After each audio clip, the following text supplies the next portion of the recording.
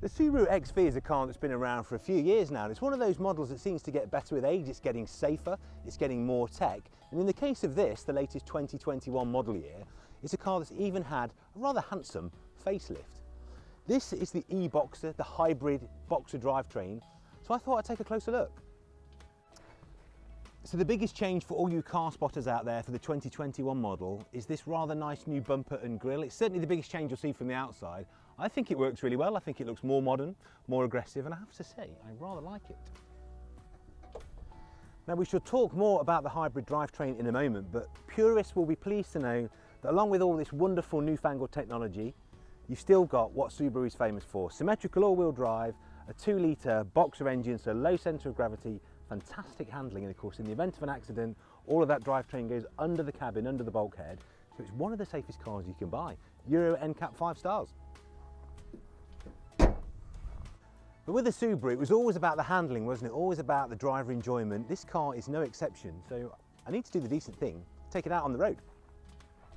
And maybe some time.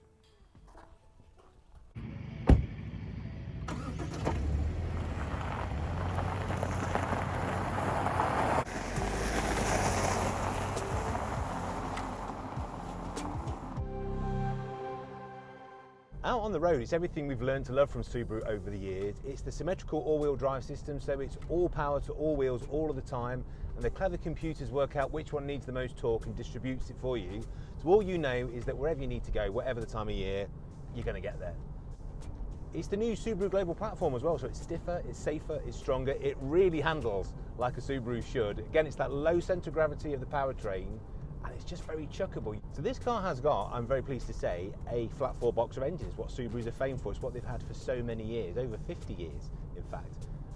Allied to a very clever hybrid system, and as you can see, that does all of the sorting out for you. If you're thinking of going into a battery future, this is perhaps a nice stepping stone. This is a nice halfway house between the two, because when the petrol engine's kicking in, it's Subaru, it drives, it's very entertaining. And of course, when it can, if you're driving slowly or through traffic, or when you're stopping and starting, it's doing all of that on the electric motors, and the computer just seamlessly shuffles between the two.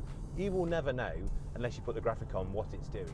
You can't tell, but it does save you a few quid on fuel, and of course, like I say, it's just that next step towards what we'll all be driving in 15-20 years time: battery electric vehicles.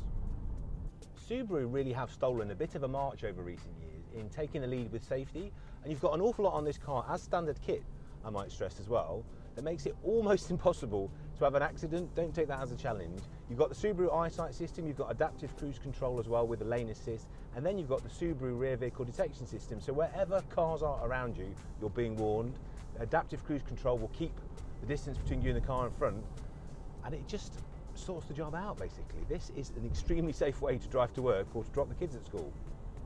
You've also got new coil springs and dampers on this new 2021 model year, and what that gives you, apart from a fantastic ride quality, and it really is quite remarkable, is really lovely handling. You've got such great turn-in on this car, such a precise feel, such lovely driver feedback.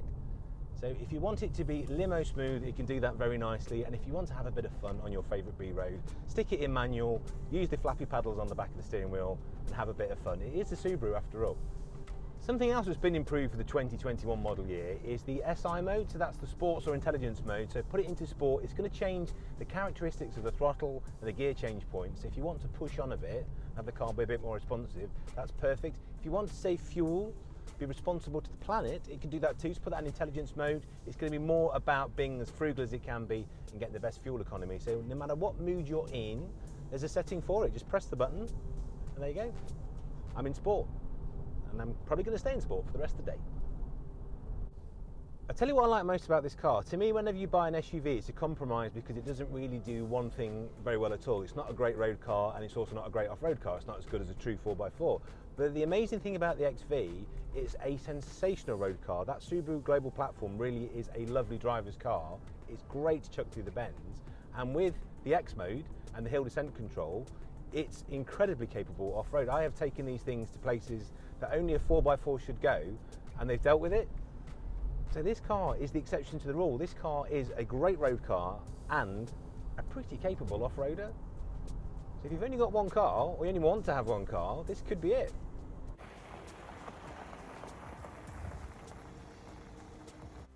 If you like the idea of a handsome hatchback with SUV credentials, this should be on your shopping list really. 4x4 magazine have given it, for the second time running, I might add, compact crossover of the year, and this is a Euro NCAP 5-star car.